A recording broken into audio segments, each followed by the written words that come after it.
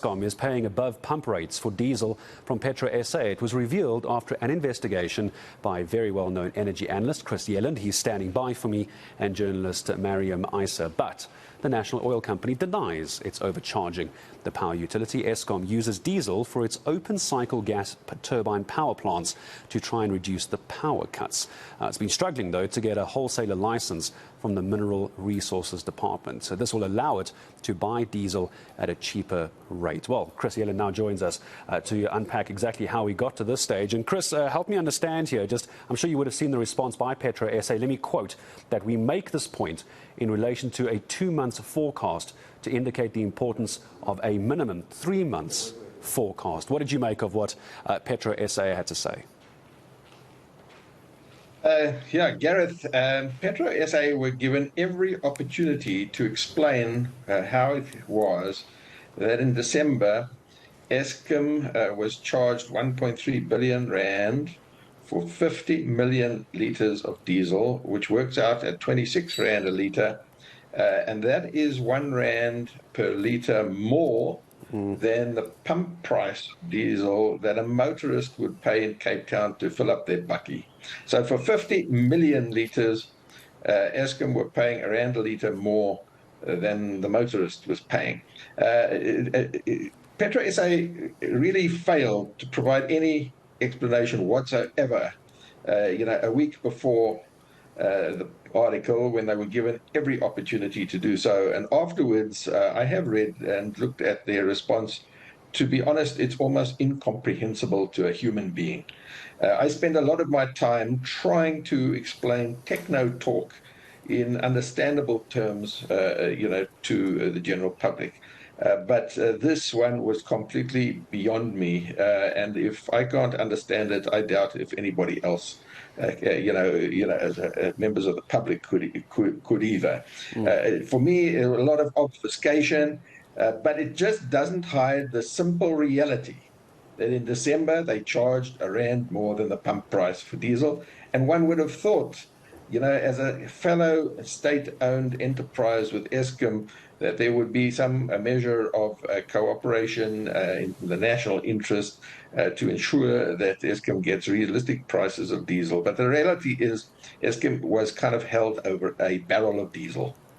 I see in the statement as well that they reiterate, this is PetroSA from their media statement, saying they reiterate they're under no obligation to share commercial terms entered into between PetroSA and its customers. And I imagine that's upsetting a lot of people, because right now it needs to be all about transparency, doesn't it, Chris?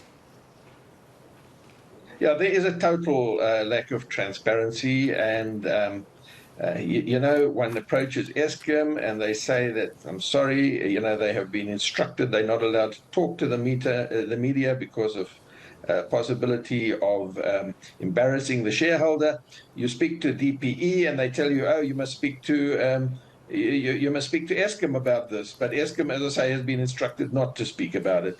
So this lack of transparency is there, but the facts are clear. The explanation for the facts is not clear at all. And I suppose one could argue that it's simply a case of supply and demand. If there's a huge demand for it, one could argue, well, then you push up the price for the demand and for the supply, or is that unfair? Well, I would, the thing is in all of this is that Eskom is government, DPE is government, NERSA is government, DMRE is government, Treasury is government, SARS is government, municipalities of government. This is a matter that government must get together and resolve this matter between them, in the national interest. And it seems, absurd to have this finger pointing and blame game going on between different government departments and bodies and state-owned enterprises. Excuse me, here's the concern I have as I say goodbye to you, Chris, as well. And this is what I imagine many people are concerned about when we start hearing comments that under no obligation to share information. And there's hearing talk of a possible state of disaster to try and get the blackouts under control. It's this very sort of information that's being kept away from the public, which is, I think, making people very nervous. Would you agree with me in closing? I would agree with you. I think it is in the public interest that they should come clean. and explain, why there is apparent price gouging by one state-owned enterprise over another at a very critical time. It seems that Eskom had little option but to procure this diesel. They were under massive political pressure after they tried to cut back on their use of diesel because they are way, way, way over budget for the year, and they don't know where the money is going to be coming from. But when they do cut back on the use of diesel, of course, there's increased load shedding and then massive political pressure. And then you are held over a barrel and you've got to buy it where you can get it. And apparently PetroSA had stock and saw fit to charge R1 above the pump price. Chris, very, very briefly, it came to me now. I want to get your thoughts. I haven't asked you this. We're hearing there's a possibility of blackouts ending by the end of 2023. Pipe dream, or is there the slightest possibility, or would you just laugh about that claim? I think it's a pipe dream. I hesitate to say that I would laugh about it because I'd rather cry about it, but it is a pipe dream. You have a minister saying they can end it by the end of this year.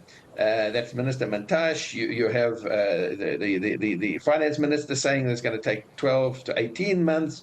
You have the Eskom board saying it's going to take 2 years, and the reality is it could take somewhat longer than that.